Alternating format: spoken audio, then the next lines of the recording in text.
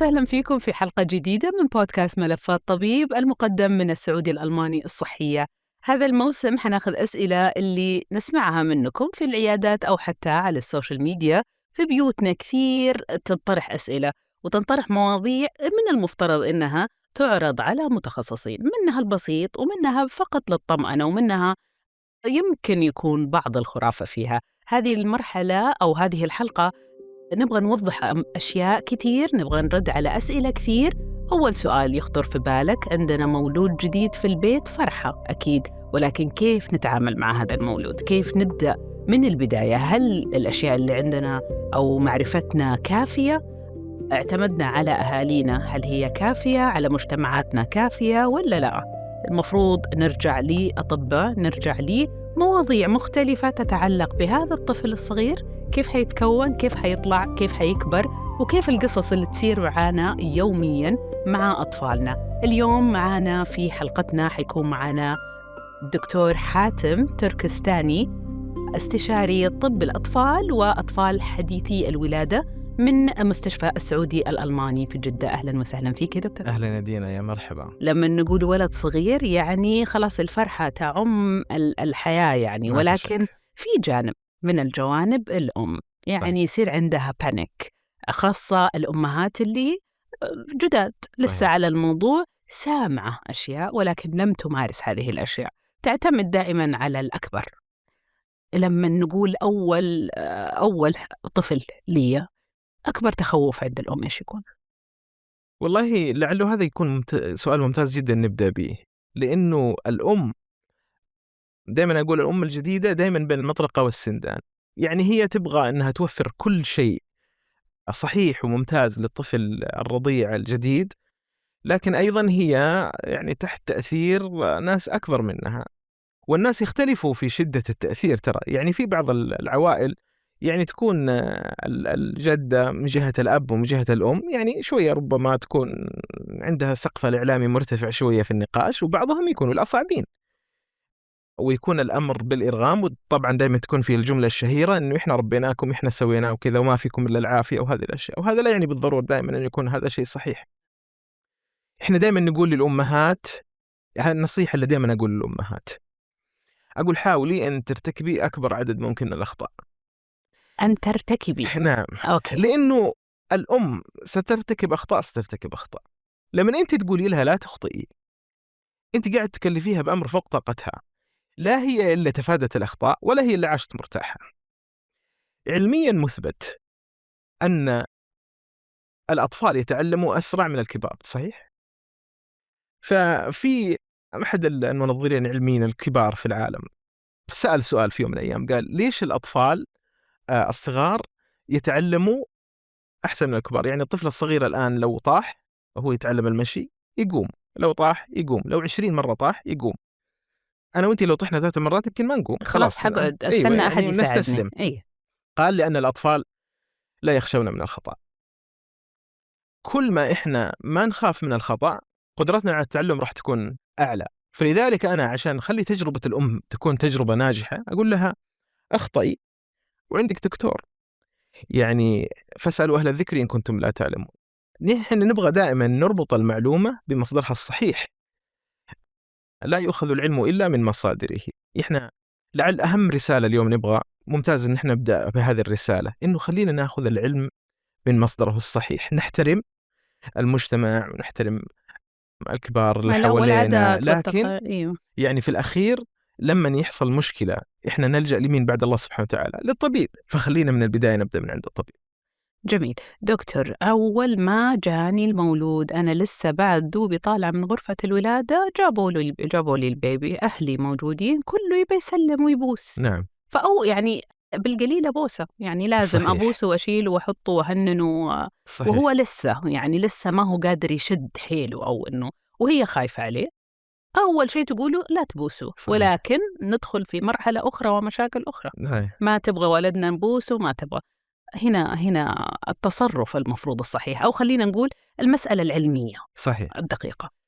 طيب، هو في الحقيقة فكرة التقبيل لأطفال حديث الولادة يعني فكرة مستنكرة. الطفل أول ما يولد يعني كائن رقيق جدا وضعيف، ماخذ أغلب المناعة من أمه، يعني لسه مناعته الذاتية تحتاج فترة عشان تبدأ تتربى. فالطفل يأخذ من الأم، يعني سبحان الله شوف يدينا، الطفل لما يكون في بطن أمه قبل الولادة على آخر أشهر الولادة، كأنه في مكالمة بين الأم وبين البيبي، تكلم ولدها تقول له يا بابا استعد لرحلة الدنيا. أباك تتخيلي معي البيبي هو في الرحم عنده دولاب حوايج حق ثياب وفوقها شنطة سفر.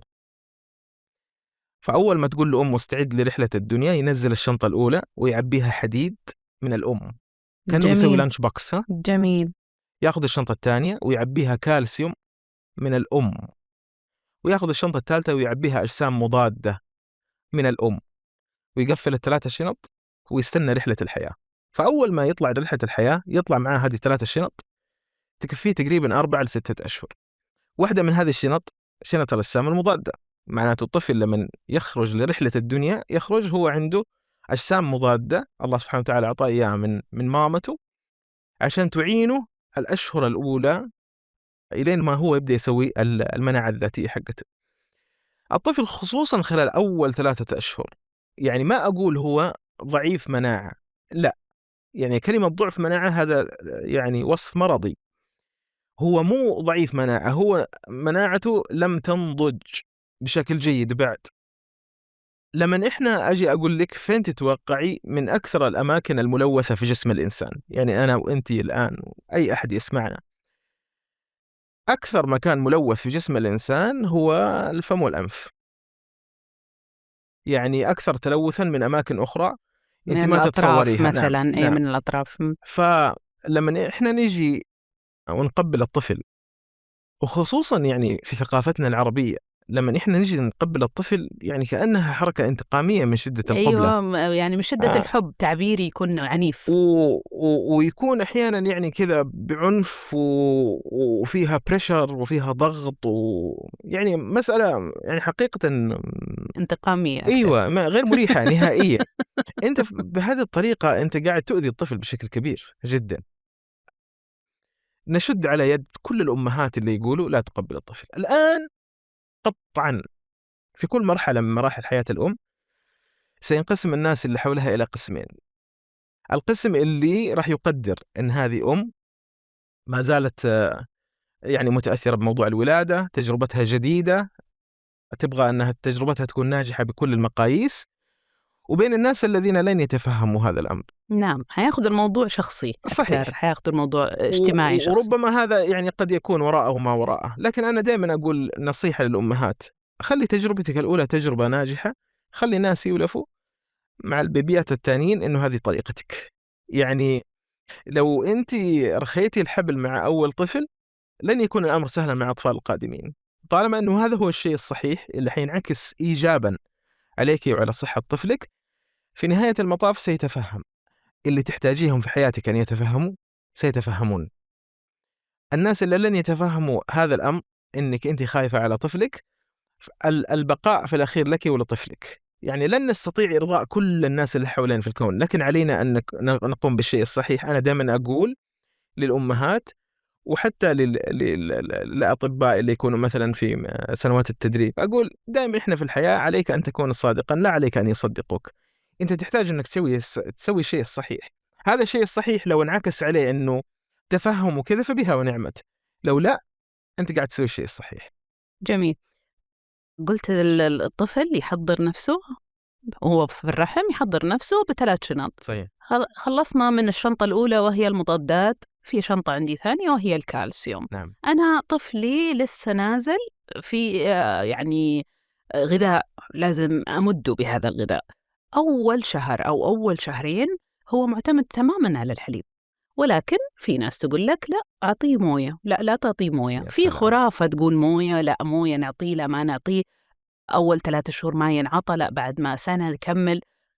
ما الحقيقة؟ أعتمد جداً. على الحليب ولا أدخل أشياء تانية ولا لا؟ هذا لعله يعني يمكن من أشهر الأسئلة في طب الأطفال، خصوصاً طب الأطفال حديثي الولادة. خلينا نحطها شقين. الشق الأول: الطفل من لحظة الولادة إلى 6 شهور إلى 180 يوم بعد الولادة، عشان لا يقولوا هو بداية السادس ولا دخل في السابع، لا، من لحظة الولادة إلى 180 يوم بعد الولادة يحتاج الحليب والحليب فقط، ما ياخذ ولا شيء ولا شيء آخر. حقيقة عشان نربط الموضوعين يحتاج الحليب وفيتامين د وفيتامين د فقط. طيب أول 6 شهور. بعد 6 شهور يبدأ موضوع الغذاء، لكن الفيتامين دي فيتامين د لن ينقطع. يعني الطفل يحتاج فيتامين د من لحظة الولادة إلى عمر 18 سنة. إلى 18 سنة بطريقة. العام الأول حيحتاج أنه يأخذ 400 وحدة دولية تقريبا، وبعد كذا يحتاج إلى 600 وحدة دولية، إلا هي 4 نقاط و6 نقاط يعني عشان يصير الموضوع سهل. طيب 6 شهور الأولى الطفل يأخذ الحليب وفيتامين د فقط. لازم نعرف كلنا إنه الحليب في الأصل 90% منه ماء، و10% فقط الجسيمات الصلبة. يعني كل الدهون والسكريات والبروتينات والمعادن والأملاح هي تشكل 10% فقط من الحليب، 90% ماء. فأنت تبي تعطيه موية زيادة ليش؟ حيصير في الأخير أخذ حليب مخفف ولا؟ إذن أول شيء عندنا مشكلة إنه القيم السعرات الحرارية، لو إحنا عطينا الطفل ماء أنت قللت من السعرات الحرارية. رقم 2، الماء لما يعطى للطفل يعني في تركيبته الفسيولوجية الطفل عارف أن الحليب راح يكفيني. في حالات لما الأطفال يأخذوا ماء هذا يؤثر على أملاح الجسم، لأنه هو خلاص هو متركب أنه أنا راح يكفيني، مكتفي بهذا القدر. رقم 3، الطفل لما يبكي من غير بكاء، الطفل عنده دموع وعنده لعاب وعنده بول، من فين جابهم؟ معناته فيه موية. ودائما نقول لأمهات السؤال الأزلي الذي لا ينقطع، لما تيجي الأم تقول أنا كيف أعرف أنه البيبي شبع؟ صح؟ نقوم نقول في دموع، في لعاب، في بول، اللي هي نفس علامات الجفاف. صح؟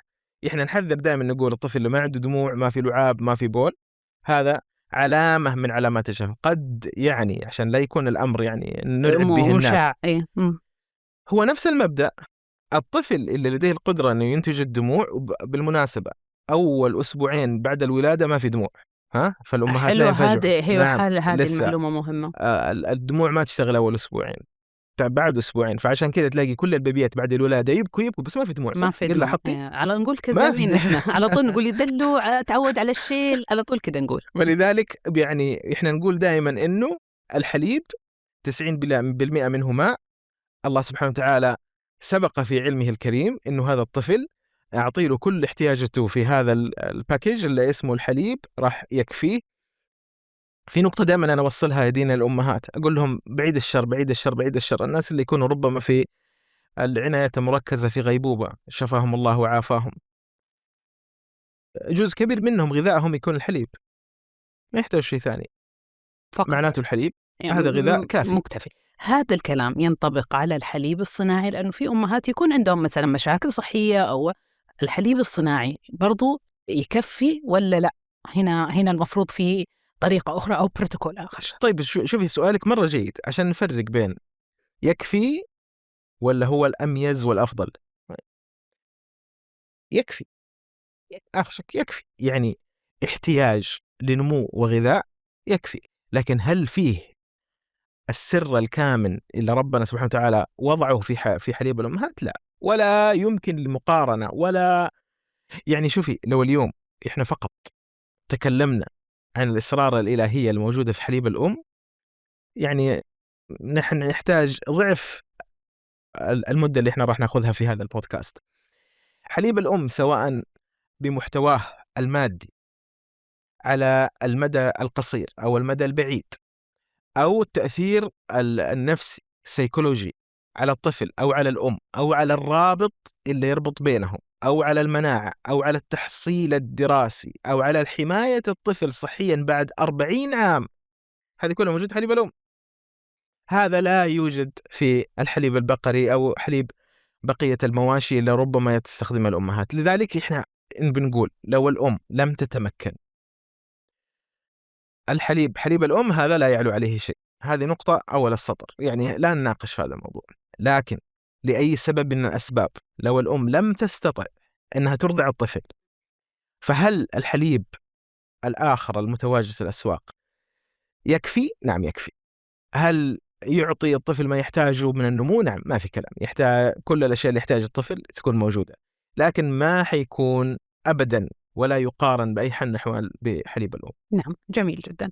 طيب بما أننا نحن في الكالسيوم فنحن بنتكلم عظام، هل صحيح إجراء أنه أنا أمهد الطفل؟ ونحن عندنا التمهيد يعني ما شاء الله صاروا أوائل وأبطال أمهاتنا، صحيح. يعني من قلب يمهدوا. صحيح. فيعني تحس الطفل تصلب، صحيح. يعني من كتر ما هو بيتمهد وبقوة، ويجي يقول لك لا تمهدوا طول النهار أو بالليل فكوا شوية، أو بالعكس إنه فكوا طول النهار لا بالليل عشان ينام مرتاح مهدوا. الإجراء صحيح ولا لا؟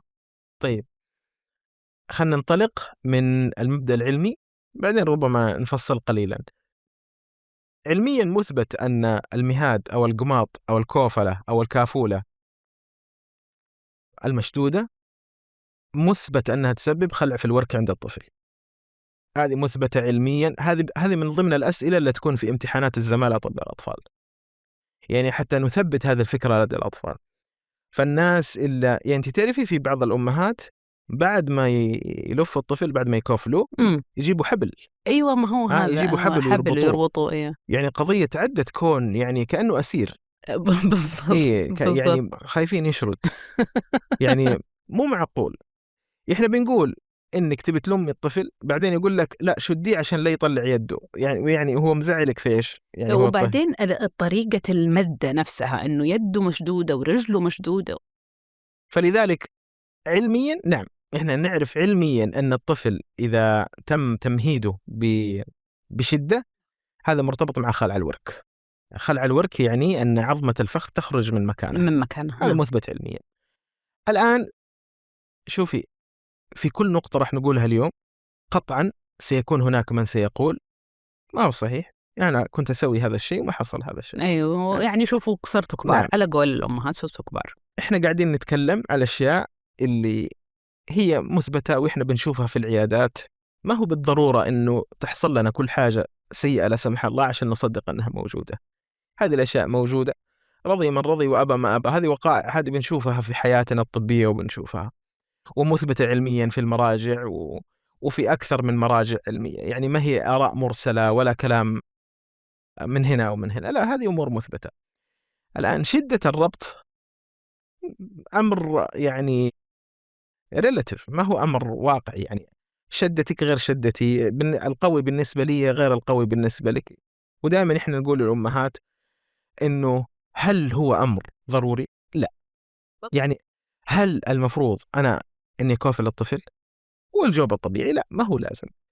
لو أنا سويت له كوفلة فيها مضرة؟ لا، ما فيها مضرة طالما إنها ما هي مشدودة.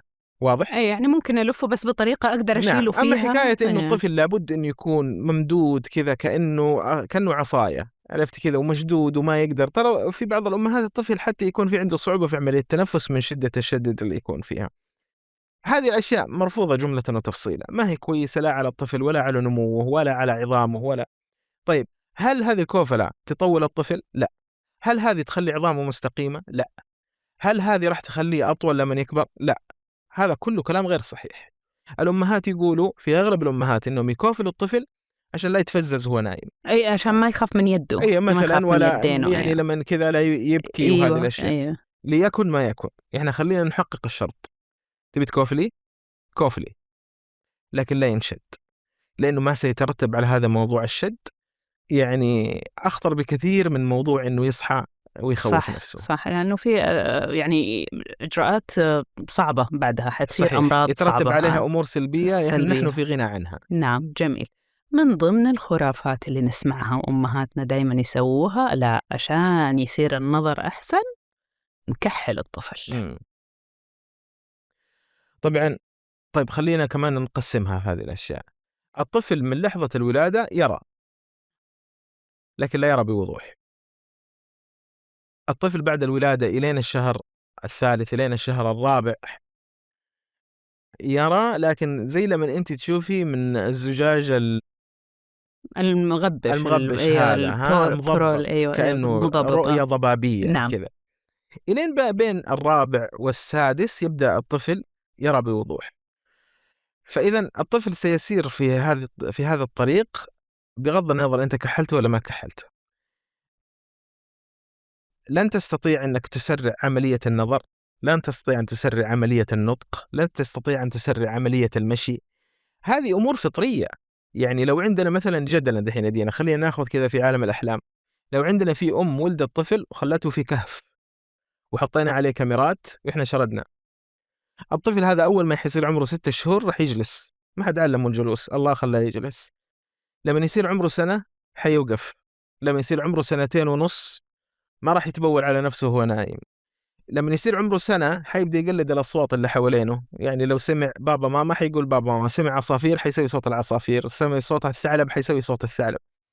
الأمور الفطرية هذه أمور فطرية، يعني ستكون مهما كان.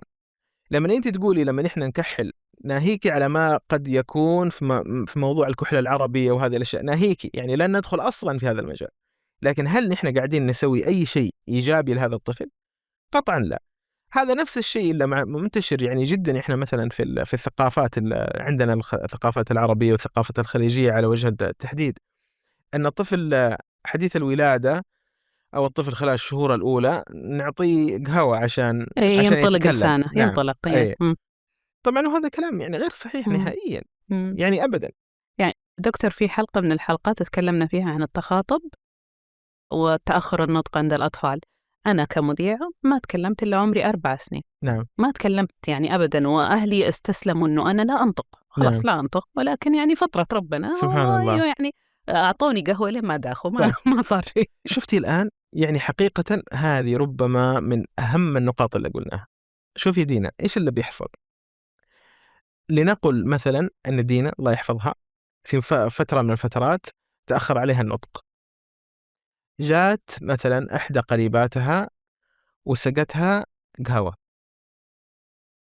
وحصل أنه دينا تكلمت بعدها. من هنا تولد الخرافة.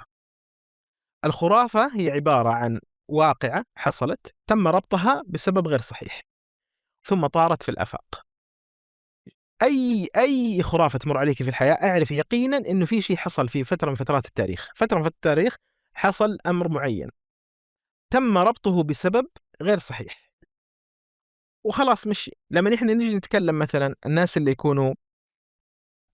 يكون عندهم يقول لك لا تأكل سمك مع منتجات الحليب مثلا، يسبب تسمم ولا مشاكل في الجلد ولا يؤدي إلى الوفاة. أنا دائما حتى أقول للأمهات، لأنها ترى منتشرة في كثير من الثقافات، أقول للأم طيب أنت ما قلت أكلتي بيتزا بالمأكولات البحرية؟ تقول لا. أقول وهذا وإيش حاطين؟ ما حاطين لك جبن على هذا؟ تقول أنا ما قد فكرت والله. إي والله صحيح. دائما البيتزا السي فود بيتزا هي عبارة عن مأكولات بحرية وعليها جبن. تقول أنا ما قد فكرت. إحنا قاعدين نمارس كل هذه الأشياء، لكن لما نيجي في إطار معين إحنا نقول لا، هذا غير صحيح. يعني لكن كوني يقينا أن كل خرافة من الخرافات الموجودة سواء للأطفال أو للكبار أو الأمور غير طبية، يعني عندنا خرافات غير طبية. أنا لسه حجيك من ضمن الخرافات يقول لك لا، التراب حق رماد الفحم ما يطلع الشعر للأطفال، خلينا نحط لهم إياه. لا والله في ثقافات أخرى يقول لك ما أدري إيش. يعني في أشياء ما هي منطقية. صحيح. يقينا كل هذه الأشياء كان لها تاريخيا حدث معين حصل في فترة من فترات التاريخ وشهده ناس شهدوا هذه الواقعة وتم ربط سبب بمسبب غير صحيح وانتشرت وبدأت تتناقلها الأجيال والدليل على ذلك أنه بيحصل هذا الشيء مثلا في ثقافات أخرى وما بيصير لهم شيء. يعني في عندنا مثلا ثقافة اللي يعيشوا مثلا على المأكولات البحرية، لو قلنا هذا وهم قاعدين ياخذوا حليب ويرضع الطفل وأمه ويأكلوا جبن، ليه ما يصير لهم؟ لما نرجع للأطفال مثلا، ما ثقافات كثيرة ما تمهد الأطفال. صحيح. يعني تعلقها مثلا. صحيح. هذا شيء من ضمن الأشياء. لما أشيل الطفل بطريقة أنا معلقته على ظهري أو أنا حاطته في الأمام بس أنا ماني شايلته، أنا معلقته في هذا، يقول لك لا، يعمل له مشكلة في الحوض، لا تعمله كده، لا تسوي كده. هذا كمان في مشكلة مرتبطة بالمهاد زي ما المهاد ولا لا كمان؟ موضوع المهاد يعني أغرق بحثا وتمحيصا في بعض الثقافات. يعني مثلا في الثقافات الأفريقية عندهم أيوة نعم إنه الطفل مثلا نحط في زي الجيب زي الجيب في الظهر، ينحط في الظهر وكذا. أنا شخصيا لم أقع على أي دراسة ناقشت هذا الموضوع، قد يكون هناك ما لم يعني أعرفه، لكن ما عندنا دليل علمي حتى هذه اللحظة إنه هذا قد يترتب عليه شيء. لكن لو تلاحظي ما بيسوي كذا للطفل أول ما يتولد. يعني هذه يعني ما تلاقي، يعني تلاقي دائما الطفل يكون شوية كبير، يعني فوق يعني 6 يكون شهور فوق. قاعد أيوة على الأقل يكون قاعد. الطفل اللي عنده.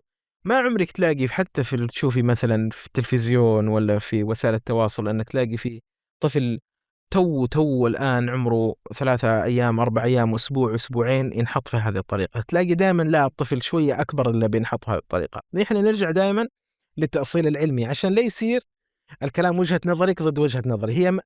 هي ما هي فكرة وجهات نظر. أنا ما هنا عشان أنا أعبر عن وجهات نظري. إحنا بنقول الدليل اللي بيني وبينك الدليل العلمي اللي إحنا نلجأ له في الأخير عشان نقول هو هذا التصرف صحيح ولا خاطئ. نعم. طيب دكتور، خلينا نرجع لمسألة الرضاعة والأكل بالنسبة للأطفال والتغذية. دائما نربطها بالبكاء، وحضرتك قبل شوية قلت يعني بداية الأيام وحديثي الولادة ما عندهم دموع، يعني ما عندهم إلين بعدين تبدأ تشتغل القنوات. كيف أفرق إذا هو والله جوعان، لا متضايق، لا عنده مغص، لا يبغى ينام، لا كيف أفرق؟ ممتاز. أولا على الأمهات خصوصا الأمهات الجدد إن يعرفوا أن البكاء عند الطفل لغة وليس كالبالغين تعبير عن ألم أو جوع أو حزن.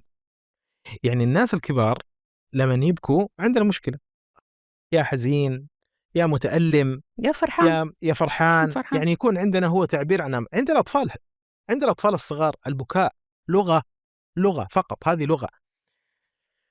فالأمهات مساكين يعني فطرة الله ايش تسوي؟ يعني كذا ربنا خلق الله سبحان الله الأمهات كذا من عاطفة عندها ما تبغى الطفل يبكي.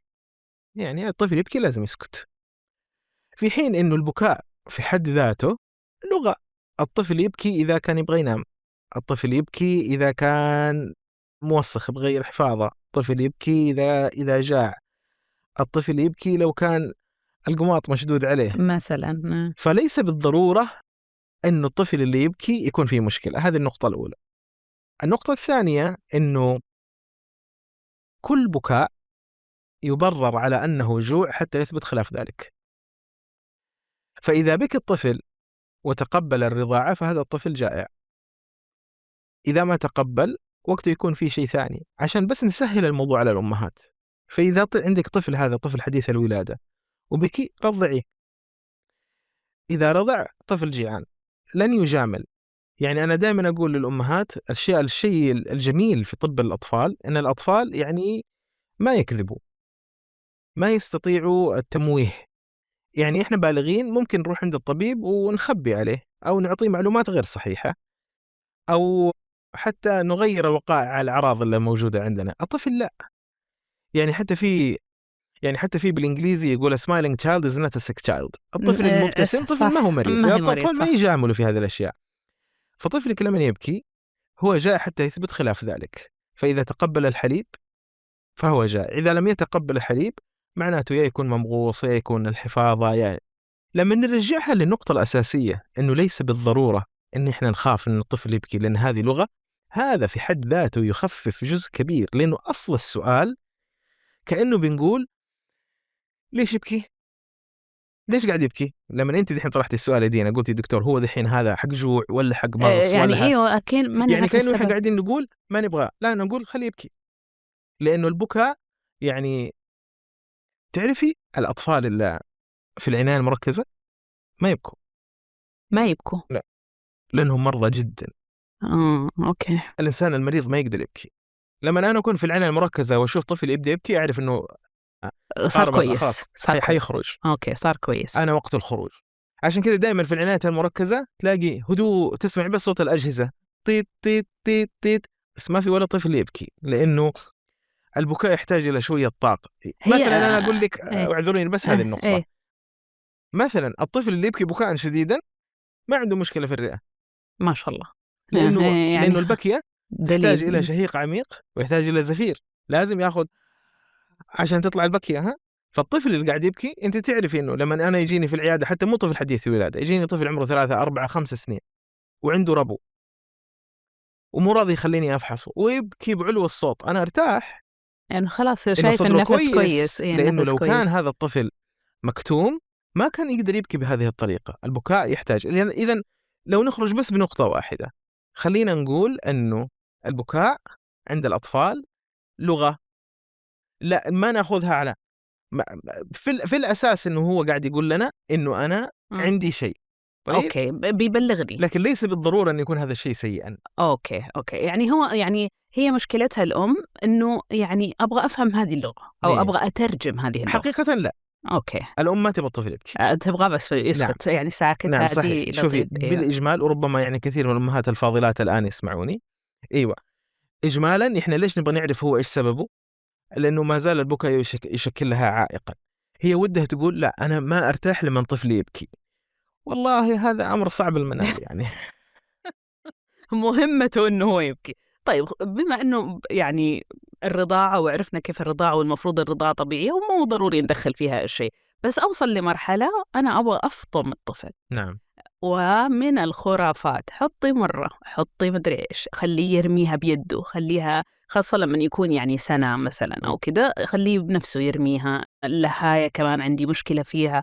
كيف أفطم الطفل بطريقة صحيحة ما أذيه؟ لأنه في أطفال لما أستخدم أشياء معينة مثلا زي المرة زي كده أشياء تسبب عنده تروما أو صدمة لشغلة معينة. في أمهات يحطوا مثلا حبة البركة مثلا، فشكلها بالنسبة له هو كأنها حشرات، فيصير عنده تروما من الحشرات. يحطوا شطة، أو يحطوا شطة، فلفل، يعني أشياء كثيرة. المرة أنا أذكرها عشان يعني أنا فطمت تجربة بالمرة. شخصية. إيه. طيب النقطة الأولى، هل هناك أي أمر من هذه الأمور تجدي نفعا؟ الجواب لا، قطعا قولا واحدا لا مراء فيه. هذا انتهينا من هذا. الأمر الثاني إنه مع الأسف لا توجد طريقة. لا توجد طريقة. هذه تجربة فردية. يعني لا هو توجد طريقة علمية مثبتة إنه بهذه الطريقة إحنا نقدر نسوي عملية الفطام. ولا في طفل مثلا عندنا فترة معينة، يعني مثلا خلال أسبوع إلى 4 في أطفال خلال يومين ينفطموا، وفي أطفال يقعدوا فترة. لذلك هي تجربة فردية بحتة. نوقف مع الأم ونساعدها خلال هذه الفترة، لأنه في هذه الفترة اللي يحتاج مساعدة الأم ترى، أو من الطفل بحول الله هو راح تصير أموره طيبة. اللي يكون في المعاناة دائما الأم. لكن أبغى أوصل رسالة، لا توجد طريقة علمية مثبتة إنه لو سويناها هذا الطفل يتم فطامه. نعم. أعطيك واحدة ثانية. تفضل. لا، الطفل لما يسنن على 6 شهور لا يوجد طريقة ناجعة عشان نخفف هذه الآلام. يعني هي جربي وعيشي مرحلة لكن نعم، لكنها مرحلة ستكون ممتعة جدا في يوم من الأيام لم تفتكريها. والله هذه رسالة مهمة لكل الأمهات. جميع العقبات اللي راح تواجهك في حياتك كوني يقينا بإذن الله سبحانه وتعالى يوم من الأيام راح توحشك هذه الذكريات على صعوبتها الآن. صحين الآن تقول طيب ريحني دحين من هذه الصعوبات، خليني بعدين أفتكرها أنا بكيفي. دحين ماني فاضية. دحين ماني فاضية لكل الرومانسية هذه. لكن حقيقة يعني سواء كانت تسنين ما له حل، النقطة اللي قلناها الآن ما لها حل.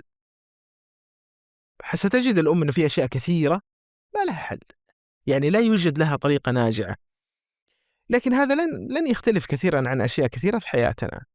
يعني في حياتنا في أشياء كثيرة إحنا متعايشين معها ما لها حل والأمور ماشية. عيشي الفترة. نعم، هذه جزء من تجربتك، هذه جزء من يعني لعبة الأمومة اللي أنت داخلة فيها. لكن يقينا إنه هذه الأمور لن يترتب عليها أمور سلبية بحول الله سبحانه وتعالى. جميل.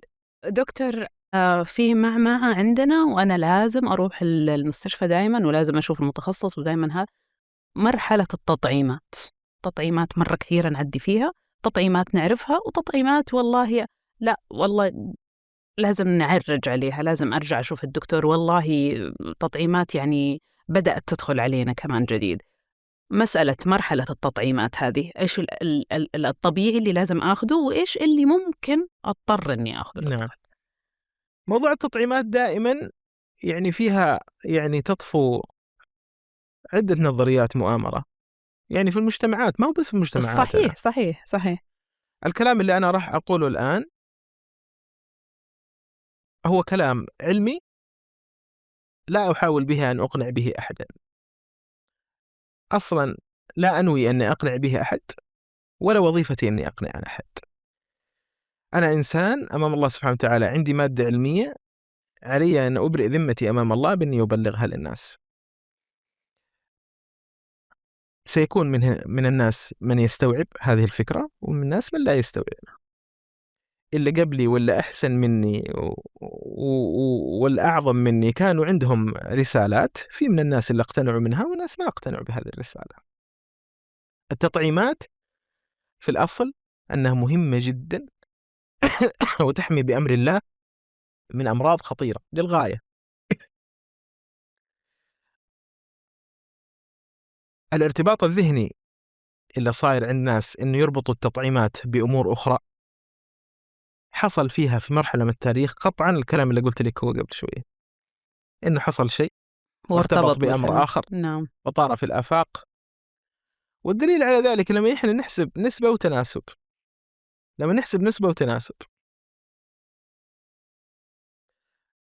الناس اللي بيطعموا اليوم في الكرة الأرضية عدد كبير جدا من الناس، وإن كان في ناس بدأ يقل عندهم التطعيم من المخاوف هذه. نعم. حالات مثلا اللي دائما لما نذكر التطعيمات نذكر التوحد، صح؟ دائما نعم. يتم الربط ما بين موضوع صحيح. التوحد والتطعيمات. صحيح. طيب بس فكري معي في هذه النقطة. الآن لم تتغير التطعيمات بشكل كبير خلال 20 سنة الماضية، بالعكس يعني صاروا في ناس الآن أكثر تخوفا. حالات التوحد قاعدة تزيد بشكل كبير جدا، مع أنه المفروض كان يصير العكس. لما الناس يقلوا في أخذ التطعيمات المفروض التوحد يقل. ولا هو زاد، قاعد يزيد. الآن طفل من كل 30 طفل عنده توحد، كان قبل فترة طفل من كل 100 طفل. إذن قطعا هذه ما لها دخل. رقم 2، الآن عندنا أدلة علمية واضحة جدا إنه في عندنا طفرات جينية مرتبطة بالتوحد. كيف التطعيمة قاعد تسوي طفرة جينية؟ شو دخلها؟ إحنا قاعدين نقول إنه اللي إحنا بنشوفه إنه الأطفال اللي يطعموا بأمر الله سبحانه وتعالى يكون محميين من أمراض قاتلة. إنه في فترة من فترات التاريخ في ناس ربطوا بين أمر وبين التطعيمات، يترك لهم. لكن هل سيثني باقي العالم إنه يطعم؟ لن يثني العالم. لا أكيد. سيظل هو هذا الأمر الساري. ربطها بعد كذا بأمور أخرى محدثة، وإيش صار أيام كورونا وإيش ما صار أيام كورونا، لن يغير الواقع. الواقع اللي موجود لما نتكلم عن التطعيمات الأولية للأطفال، في سؤال أنا أقوله، ما هو سؤال، في نقاش دائما يدور بيني وبين المقربين مني، لأنه ربما مو كثير الناس قد يتفهموا، ولعلي أقول ما هو سر يعني هذا الكلام. أقول اللي شايفين إن هذه التطعيمات مثلا مؤامرة كونية، ولا إنه ناس متكسبين من وراء التطعيمات وكذا، معقول كل هذول الناس متآمرين؟ يعني على مر التاريخ ما في أحد جاء وقال والله إحنا كنا متآمرين في هذا الأمر. لكن لما نحن نقارن نسبة المراضى والوفيات اللي إحنا بنشوفها لما دلائل علمية، نعم. شيء لا يعقل. التطعيمات سوت بأمر الله سبحانه وتعالى نقلة عظيمة جدا. الناس اللي مثلا يخافوا من التطعيمات لكن ياخذ تطعيمة الحمى الشوكية عشان لا تحمى الشوكية، ما هذه برضه تطعيمة؟ ولا هذيك تطعيمة شيء ثاني؟ لما يجي يروح مكان عدى عليها الزمان وما شفنا أحد مات فغريبة. يعني ما هي في الأخير هي نفس فكرة التطعيمة. لما نحن نبغى نروح مكان يكون فيه لا سمح أمراض ولا شيء ناخذ التطعيمة حقتها. طيب هذه برضه تطعيمة. يعني ليش أنت طيب شايف إنه في مجموعة من التطعيمات قد يكون؟ ولذلك شوفي يعني هذا الأمر يعني قتل دقا وتمحيصا، وهذا الأشياء يظل فيها دائما أمام الله سبحانه وتعالى. التطعيمات الأطفال أمر مهم ولا علاقة له بالتوحد. جميل. طيب يعني خلينا نتكلم شوية دكتور عن النوم عند الطفل. الطفل دائما في الليل أو خاصة حديثي الولادة تلاقيه كل شوية يصحى، لا ترجع نام، لا صحي، لا رجع نام. مسألة النوم، ما هو المعدل الطبيعي للنوم للطفل؟ ممتاز. حديث الولادة ساعة ساعتين، لا كل ساعتين يقوم، كيف يكون؟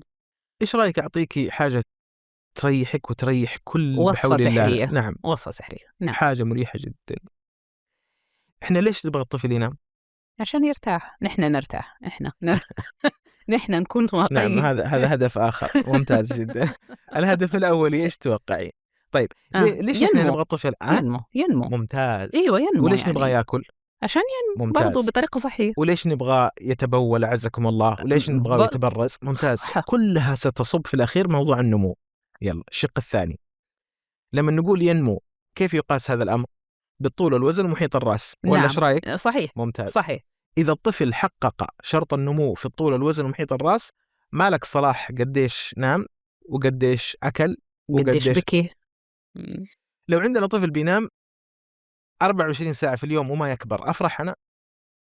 لو عندي اللي فيه طالب ما يذاكر وجاب الأول، أقول له ليش أنت ذاكرت؟ ليش ما ذاكرت؟ لا أكيد ما حتناقش. حقق لك الشرط. الطفل سبحان الله خصوصا أول عامين إذا حقق لك شرط النمو في الطول والوزن ومحيط الرأس، معناته الأمور التي يقوم بها اللي ما عجبتك ترى هي الكويسة حقته. قد ما تكون مناسبة لك، ما هو طالع زي ولد عمه، ما هو طالع زي أخوه الكبير قبل 3 سنين، ما هو زي أختك لما كانت جابت ولد. نعم نحترم هذه الأشياء، لكن هل هو المناسب لهذا الطفل؟ نعم هو المناسب لهذا الطفل. إذن مساكين ترى كثير جدا أمهات تقول دكتور ولدي كل ساعة لازم يقوم، كل 20 دقيقة كذا، ما عنده نوم متواصل. نقول كيف الطول والوزن ومحيط الرأس؟ ليش دكتور؟ هو يعني هل يتأثر؟ قطعا يتأثر، قطعا يتأثر. الطفل اللي ما يأخذ حاجته من الغذاء أو من النوم سيضطرب عنده موضوع النمو. ولذلك أنا دائما أقول للأمهات عشان ترتاحي، كل ما تروحي عند الدكتور قبل ما تقولي إيش الشكوى اللي جابتك، أو حتى ما تكون شكوى، يمكن راحت زيارة تطعيمات، أول ما جيز عند الدكتور أسألي، قولي دكتور كم الطول والوزن ومحيط الرأس؟ أول 2 سنين، بعد 2 سنين الطول والوزن، لأنه محيط الرأس اللي يهمنا أول 2 سنين. أول 2 إذا قال لك كويس خلاص أجلسي وسولفي مع الدكتور. خلينا ناخذ أهمية محيط الرأس في أول 2 ليش مهم عندي محيط الرأس؟ وما هو المعدل الطبيعي بما أنه أطفال تختلف؟ طيب المعدل الطبيعي يعني إحنا عندنا فيه كيرف، عندنا منحنى، فكل عمر له، يعني إحنا نرسمه في الإحداثي السيني والصادي عندنا كذا، ما نشغل بال الوالدين. الممرضة تأخذ القياس تعطيه للدكتور، والدكتور يحطه في المنحنى، ونعرف أنه هذا الطفل محيط رأسه يتماشى وعمره اللي يعيش فيه الآن. هذا فيما يتعلق بالمعدل الطبيعي حق الرأس، لأنه ينمو الرأس مع الوقت. السؤال الثاني إنه إيش السر؟ السر إنه أول عامين بعد الولادة بعلم الله وحكمته، يعني لو أنا بقرب الصورة بشكل يعني مبسط، لو قلنا الحين عندنا هذا السلك، هذا السلك أي سلك للناس اللي يسمعونا مثلا، كل سلك يكون مغطى بطبقة بلاستيكية حماية. لأنه لو كان في سلك ثاني جنبه يمكن يصير فيه كهرباء التماس كهربائي. الأعصاب داخل الرأس خلال أول عامين الأسلاك شبه عريانة، لسه ما تلبست. نعم ما صار عليها الحماية هذه. إحنا نحتاج تقريبا عامين عشان يبدأ في مادة دهنية الله سبحانه وتعالى يخليها موجودة عشان تبدأ وتلفلف لنا كل الأعصاب اللي موجودة. عشان كذا خلال أول عامين هذه مرحلة مهمة. يعني إليك هذه المفاجأة، جميع السلوكيات الغذائية عند الأطفال تتكون خلال أول عامين، جميع السلوكيات الغذائية. يعني مثلا الآن أنا أقول لك أنت يا دينا، أنت دحين مثلا إنسانة تحبي الموالح ولا الحلا في حياتك؟ المالح ممتاز. معناته أنت خلال أول 2 سنين تعرضتي للملح بشكل كبير، فصار عندك التوق للأملاح. في عندي حاجة اسمها صوت كريفينج وشوجر كريفينج، هذه تتكون خلال أول عامين. أنت تكوني جالسة كذا في أمان الله، ما أنت جيعانة، ما أنت جيعانة، جالسة كذا تقولي والله نفسي في معجنات، أبغى الشاورما حق أنت جيعان؟ لا والله بس نفسي كذا. أيوة في تيست يصير في اللسان. أيوة. عندكم شوية فستق. أيوة. عندكم كاجو أعطين. هذا معناته أنت خلال أول عامين تعرضتي للملح. الناس اللي يكونوا قاعدين كذا بيقولوا قول يا أخي نفسي في دونت، عندكم دونت؟ ادوني بالله دونت إذا عندكم. هذا التوق للملح والتوق للسكر يتكون خلال أول عامين. الرفض للمواد الغذائية، يعني مثلا نلاقي مثلا إنسان عمره 40 سنة مثلا ما يأكل طماطم مثلا، ليس لأسباب تحسسية. نعم. هو ما يبغى الطماطم، ما يحب الطعم. تكونت خلال أول عامين.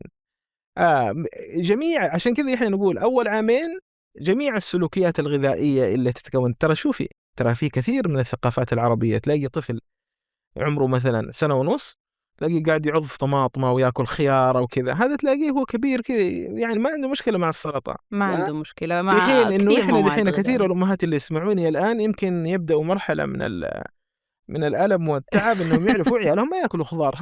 صح. ما في سلطة، لا تؤكل هذه السلطة. نعم. يعني هذه لا، مرحلة وأشياء ثانية. كثيرة يعني يرفضها الطفل، فأرجع أقول والله لا أكلناه وهو صغير ولكن هو رفضها. شوفي، هذا الموضوع في حد ذاته يعني فيه أبعاد، في مدى طويل. إيه، في مدى أبعاد طويل. كثيرة، لأنه إحنا عندنا إشكالية كبيرة في موضوع الانضباطية في المنزل.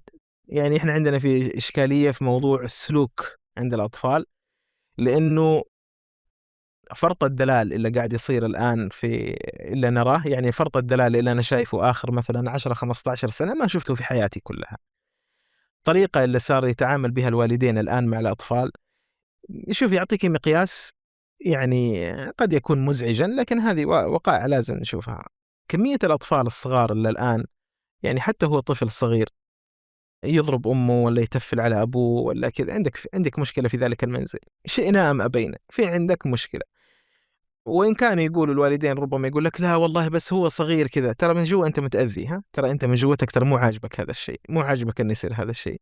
هذه دائما تقول لنا نحن عندنا مشكلة في الانضباطية في ذلك المنزل. يبرر الوالدين لنفسهم لما يلاقوا أطفالهم ما في شك، يعني ما حد يبغى يقول لك إنه أنا غلطت. لكن دائما لما تشوفي هذا الشيء تعرف إنه عندنا في مشكلة انضباطية داخل المنزل. يعني دكتور الحديث يطول معك، يعطيك العافية. معلومات يعني صدمتني أنا شخصيا، يعني يمكن ما نعرفها، صدمتني، أو أشياء نحن كبرنا عليها صحيح، وتحسبها أنها صحيحة وطلعت في الأخير ما لها حقائق علمية، يمكن أخذناها اجتماعيا وليس علميا. شكرا جزيلا على هذه الحلقة، وإن شاء الله يكون لنا حلقات أخرى ومعلومات أخرى. شكرا جزيلا. يا شرف الله. بكذا نكون وصلنا لنهاية حلقتنا اليوم من بودكاست ملفات طبيب. شكرا لك دكتور حاتم، وشكرا لكل اللي استمع إلينا وحتى شاهدنا في بودكاستنا وهذه الحلقة.